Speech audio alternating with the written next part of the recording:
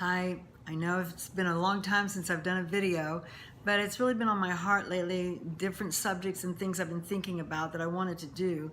And then yesterday, a dear old friend, we were American missionaries at the same time in South Africa back in the early 80s, contacted me the other day, and she presented to me something where she said, Dina, there is a young woman who I've been mentoring who's been asking me some questions about women traveling internationally. And she said, I was wondering if I could send them on to you and you could give me some feedback. I said, I'd love to. She was saying she's been out of the traveling thing for about 10 years now, so she said you might have some insight that I can't give her. So we were talking and I was telling her how I was thinking about doing some videos. She goes, why don't you do one on this? Because I think there's a lot of young women, middle-aged or older women, who might be interested in the same input, the same information. So I was like, yes, I got excited because I was like, this is great, because I love doing things where there's a need, where people are asking for it. So I thought, well, because you asked, I said, okay, I'll do it. So here we are, and here's the, let's see, there was about 6 questions, so I'm gonna kind of go through them. Let's just see how it goes, where it flows, and if it's for you, wonderful. If not, that's fine too, but I'm sure you'll get something out of it. She wrote, her first question was this, and this is what it started off with. So I'm just going by this young woman's questions. I don't know her. I don't know her background. So I'm going to take some liberties, and because a lot of them you kind of need to know some background before you give, an answer. But her first question was, is it safe for me to travel alone if my husband is not able to come with me? That's a great question. And one of my first responses is this. First question should not be, is it safe to travel alone without my husband, but is it safe at home to travel without my husband? And this, if you're single, that's one thing, but I'm going to talk to mothers right now because that's where I came from. And, you need to know, well, first of all, you need to have a great marriage. You need to have a very strong marriage if you're going to travel alone. And if you're going to, for me back in the day, Danny and I, we could swap out. He could do everything basically I could do. If I was gone, I could do everything he did when he was gone. And there were a few times we traveled together, but usually we tried to make sure that somebody was at home with the kids. And so, I knew when I left my children in Danny's care, that it would be a tight ship, and I could come back and it would not be a disaster. And also, when I first started having children, I always used to say, God gave me 2 hands, I can handle 2 children. And I think with 2 children, it was a bit different in that it was more manageable, for one of us to take it, or for them sometimes to travel with us when they were very young. But I think when you start getting over, into 3, into 4, into 5, that's a heavy burden to leave on a husband unless you have a lot of help from your family, back home. I lived in South Africa, so I didn't have, aunties and grandmothers and so forth there. I did when I moved back, but not there. And so I had to, figure out how to do it without that resource. So I think that has a lot to do with, if you can really be in a place to travel alone. And then another question is going to be how often. But I still want to touch on some things. If one has never traveled abroad, and you're just now getting invitations, or you see opportunities to go international, I would, because the question was, should I travel alone?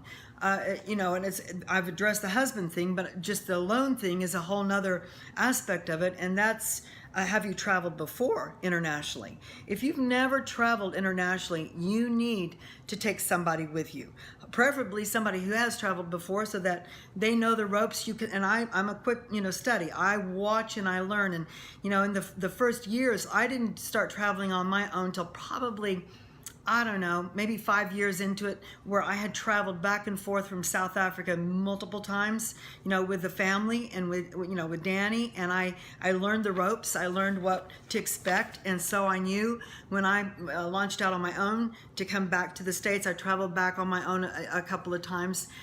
I didn't miss a beat. I knew what I was doing. I felt safe. I felt secure. I felt, knowledgeable on how to handle myself. But if you've never done it, I wouldn't advise you to strike out on your own in the beginning stages, because there is real value to having somebody with you who knows what they're doing or who's been there before. Let me touch on some of these things, because some of that ties in what I'm saying.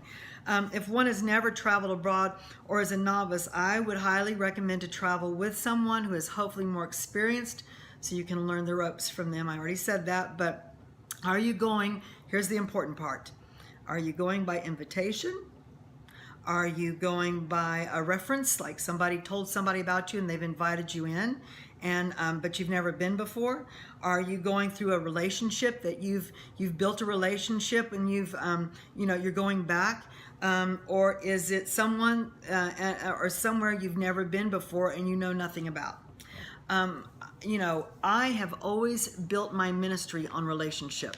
I've never really marketed myself. Now, this is me. I'm not talking to anybody else out there. You do what God's told you to do. But for me, I basically all these years have allowed God to open doors through relationships and through people that know me and recommend me to a ministry, or where they've heard about me and they invite me in, and then I usually find out, well, where'd you hear about me? But one of the things that really helped me many years ago was my dear friend Graham Cook. And I remember I was getting so many invitations, and I was feeling pulled, and I didn't really have a lot of peace. I was excited because, yes, I wanted to go, but at the same time, there was a hollowness in some of it, and so we were at a conference, and Graham and I went and had coffee, and I'll never forget this. It changed the thrust of my ministry. It was a pivotal moment for me. I said, Gray, I'm feeling pushed and pulled, and I said, I'm trying to figure out which places to accept, which ones not to, and so on. I go, do you have any input? And I'll never forget, he goes, Dee, are you building ministry or are you a blessing ministry?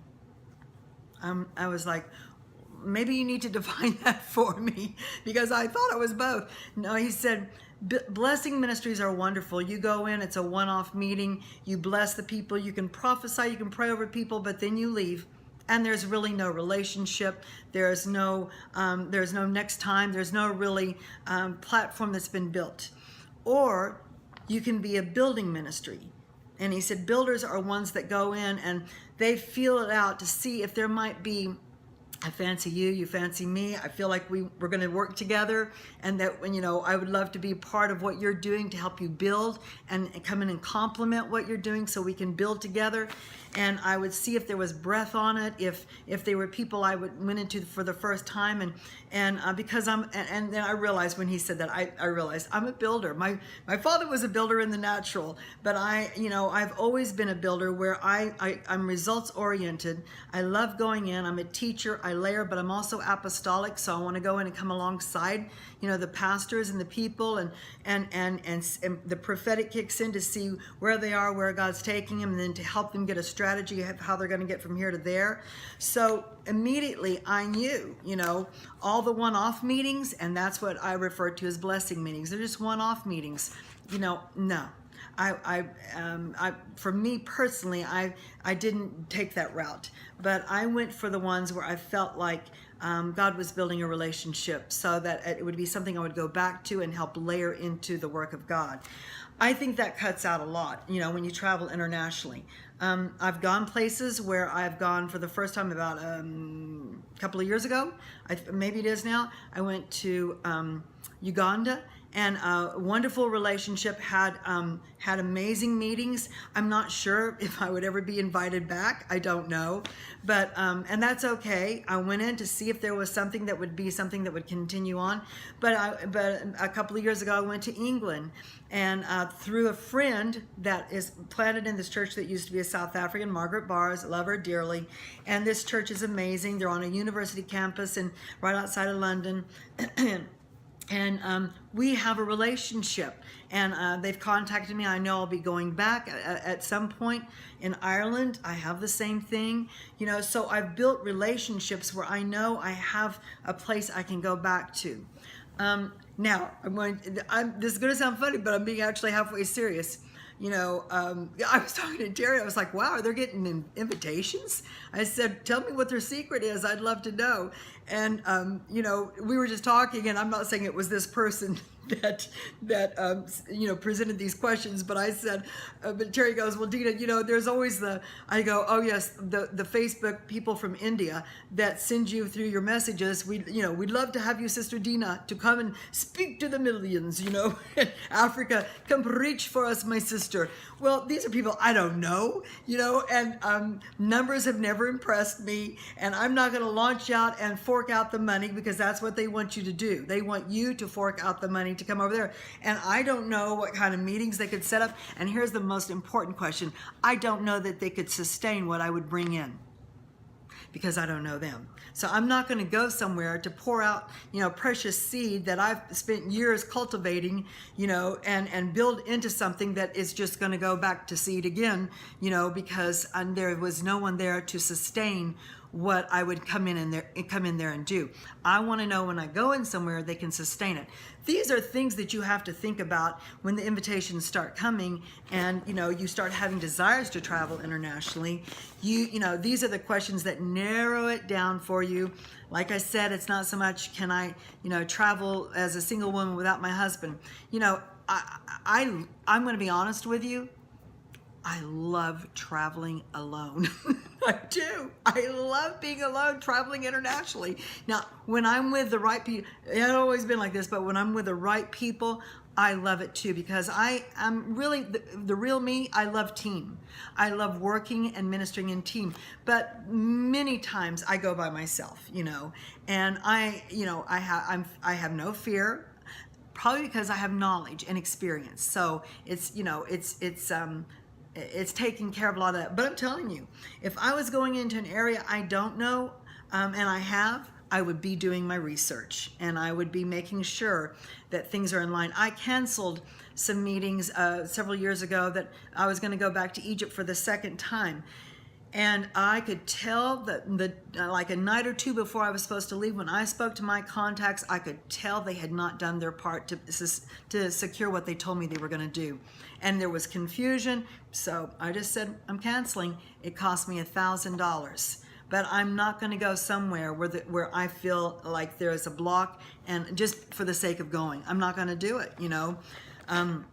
So I would say just be sure that where you're going, you know the people. Like if you have an invitation and say you know the people, then you know you could probably get from the airport to their airport, and they would meet you there, and then they take you, and you don't have to worry about too much.